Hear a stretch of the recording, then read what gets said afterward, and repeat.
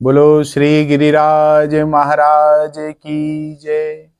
कृष्ण कन्हैया लाल की जय। अखंड मंडलाकारं व्याप्तं येन चराचरं तत्पदं दर्शितं येन तस्मै श्री गुरुवे नमः। भक्ताविलासा चरितानुसारी दुग्धाधिचोरेण यशो विसारी कुमारिकानंदित घोष नारी मम प्रभु श्री गिरिराजधारी। बोलो गिरिराज महाराज की जय। हम आप सभी नित्य श्रीमद् भगवत गीता का सत्संग श्रवण कर रहे हैं, जिसमें अभी तक हमने द्वितीय अध्याय के 56वें श्लोक तक का सत्संग ग्रहण किया। उससे आगे हम चलते हैं। अर्जुन से अर्जुन ने जो प्रश्न पूछे थे, उन्हीं के उत्तर में भगवान यहाँ बता रहे हैं कि या सर्वत्रान भिस्ने हस्त तत्प्राप्य शुभाशुभम नाभिनंदति ना द्वेष्टि तस्य प्रज्ञा प्रतिष्ठिता। सर्वत्र तात्पर्य है सर्व जगह।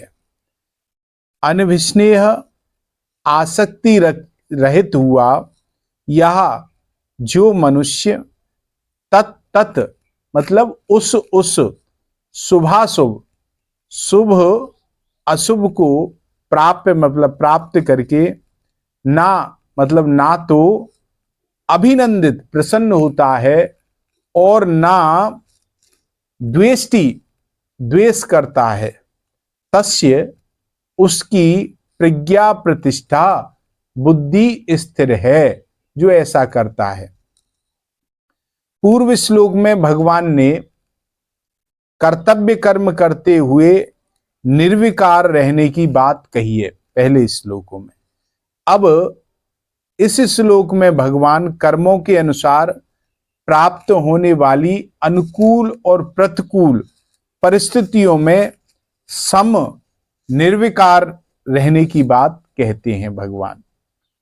या सर्वत्रान भिस्नेह कहते हैं जो सब जगह स्नेह रहित है, एक जगह नहीं सब जगह, अर्थात जिसकी अपने कहलाने वाले शरीर, इंद्रियां, मन, बुद्धि, स्त्री, पुत्र, पुत्रादि, धन संपत्ति, मकान, जायदाद आदि किसी में भी आसक्ति लगाव नहीं रहा है। वस्तु आदि के बने रहने से मैं बना रहा और उनके बिगड़ जाने से मैं बिगड़ गया। मतलब हमारे पास कोई वस्तु धन आ गया तो मैं अपने आप को समझू मैं बन गया, और धन चला गया तो मैं समझू मैं बिगड़ गया। धन के आने से बड़ा हो गया और धन के जाने से मैं मारा गया। महाराज, यह जो वस्तु आदि में एकात्मता की तरह स्नेह है, उसका नाम ही अभिस्नेह है। स्थिति प्रज्ञ कर्मयोगी किसी भी वस्तु आदि में यह अभिनय स्नेह बिल्कुल नहीं रहता उसका। बाहर से वस्तु, व्यक्ति, पदार्थ आदि का संयोग रहते हुए भी वह भीतर से सर्वथा निर्लिप्त रहता है। बाहर से तो दिखेगा तुम्हें कि इन्हें प्रयोग करे, लेकिन उसके हृदय में ये सब चीजें नहीं रहती हैं। हमारा तत्प्राप्य शुभाशुभम नाभिनंदति ना द्वेष्टि।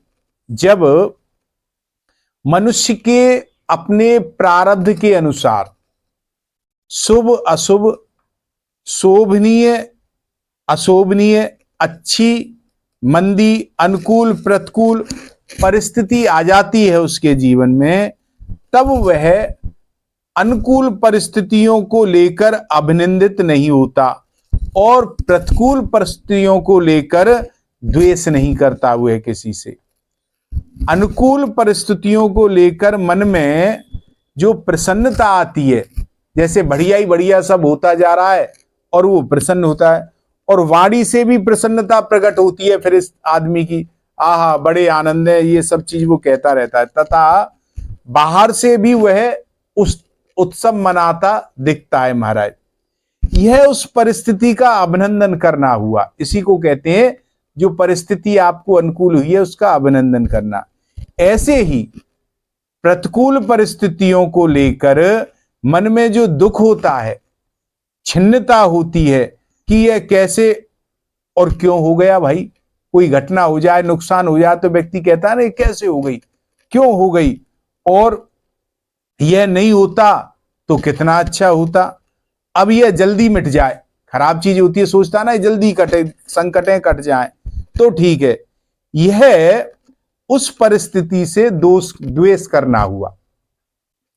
तो सर्वत्र स्नेह रहित निर्लिप्त हुआ मनुष्य अनुकूलता को लेकर अभिनंदन नहीं करता और प्रतिकूलता को लेकर वह द्वेष नहीं करता।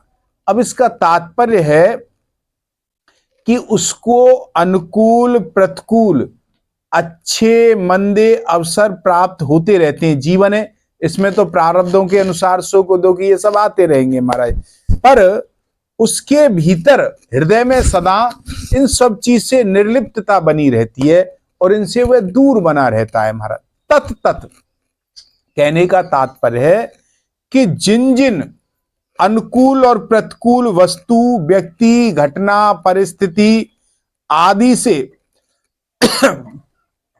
हृदय में विकार होने की संभावना रहती है और साधारण लोगों में विकार होते हैं, वह व्यक्ति उन अनुकूल प्रतिकूल वस्तु आदि के कहीं भी, कभी भी और कैसे भी प्राप्त होने पर उसको अभिनंदन और द्वेष नहीं होता महाराज। ऐसा वह एकत्व में स्थित हो जाता है। तस्य प्रज्ञा प्रतिष्ठिता, उसकी जो बुद्धि है प्रतिष्ठित है, वह विचलित होने वाली नहीं है, एक जगह स्थिर हो गई है, प्रतिष्ठित एक रस है और एक रूप हो चुकी है उसकी बुद्धि। साधन अवस्था में जब वह साधन करता है, उसकी जो व्यवसायत्मिका बुद्धि थी वह अब परमात्मा में अचल और अटल हो गई है उसकी बुद्धि। उसकी बुद्धि में यह विवेक पूर्ण रूप से जागृत हो गया है कि संसार में अच्छे मंदे साथ वास्तव में मेरा कोई संबंध नहीं है इनसे, चाहे अनुकूल हो चाहे प्रतिकूल हो, अच्छे या बुरे, मेरा इनसे कोई संबंध नहीं। कारण कि ये अच्छे मंदे ये तो सब आते जाते रहते हैं, अवसर है, बदलने वाले हैं, आज अच्छा है कल बुरा, पर मेरा जो स्वयं का स्वरूप है यह तो एक ही है, ये बदलने वाला नहीं है, तो अटल है महाराज।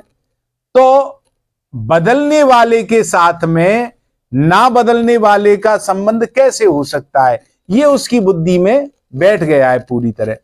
और वास्तव में देखा जाए तो फर्क ना तो स्वरूप में पड़ता है और ना शरीर, इंद्रिया, मन, बुद्धि में। कारण कि अपना जो स्वरूप है हमारा, उसमें कभी किंचित मात्र भी कोई परिवर्तन नहीं होता, ये तो एक रूप है, स्वरूप जो है आत्मा है। और प्रकृति तथा प्रकृति के कार्य शरीर आदि स्वाभाविक भी बदलते रहते हैं। तो फर्क कहां पड़ता है कि शरीर के साथ तादात्म्य होने के कारण बुद्धि में फर्क पड़ जाता है। जब हम शरीर को स्वयं मान लेते हैं, जबकि हम शरीर है नहीं।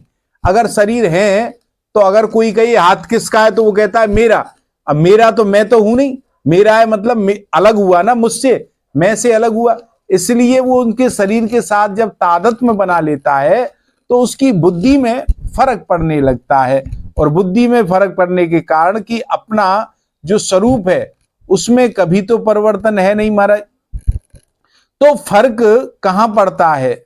बुद्धि में पड़ता है। और जब यह तादात्म्य मिट जाता है, जब शरीर के साथ में एकत्व मिट जाता है, तब बुद्धि में जो फर्क पड़ा था वह भी मिट जाता है महाराज, और बुद्धि भगवान में प्रतिष्ठित हो जाती है। दूसरा भाव यह है कि किसी की बुद्धि कितनी भी तेज क्यों ना हो, कितना भी वह अपने आप को होशियार मानता हो और वह अपनी बुद्धि से परमात्मा के विषयों का कितना भी विचार क्यों ना करता हो परमात्मा का महाराज, पर वह परमात्मा को अपनी बुद्धि के अंतर्गत ला नहीं सकता। क्यों नहीं ला सकता? कारण कि बुद्धि तो है सीमित और परमात्मा है अनंत। तो असीमित और अनंत परमात्मा को सीमित बुद्धि में कैसे लाया जा सकता है? नहीं लाया जा सकता। परंतु उस असीम परमात्मा में जब बुद्धि तुम्हारी लीन हो जाएगी, जब इस बुद्धि को तुम परमात्मा में लीन कर दोगे, तब उस सीमित बुद्धि में परमात्मा के सिवाय दूसरी कोई चीज रहेगी नहीं, केवल परमात्मा ही परमात्मा रहता है। यह बुद्धि का परमात्मा में प्रतिष्ठित होना हुआ, इसको कहते हैं परमात्मा में बुद्धि प्रतिष्ठित होना।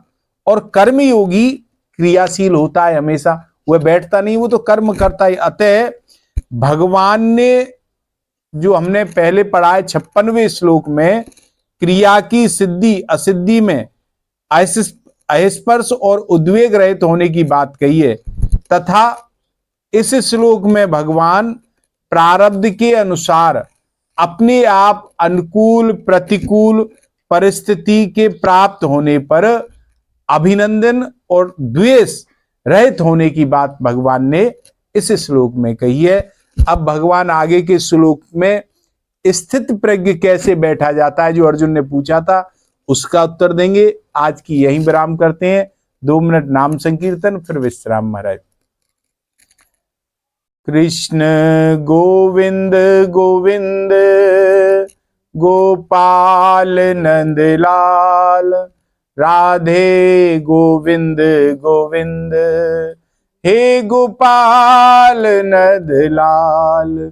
कृष्ण गोविंद गोविंद गोपाल नंदलाल, राधे गोविंद गोविंद, हे गोपाल नंदलाल।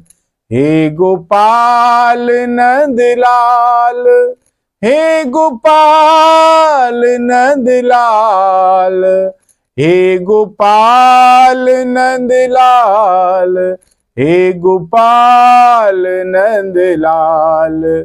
कृष्ण गोविंद गोविंद गोपाल नंदलाल, राधे गोविंद गोविंद, हे गोपाल नंदलाल। बोलो गिरिराज महाराज की।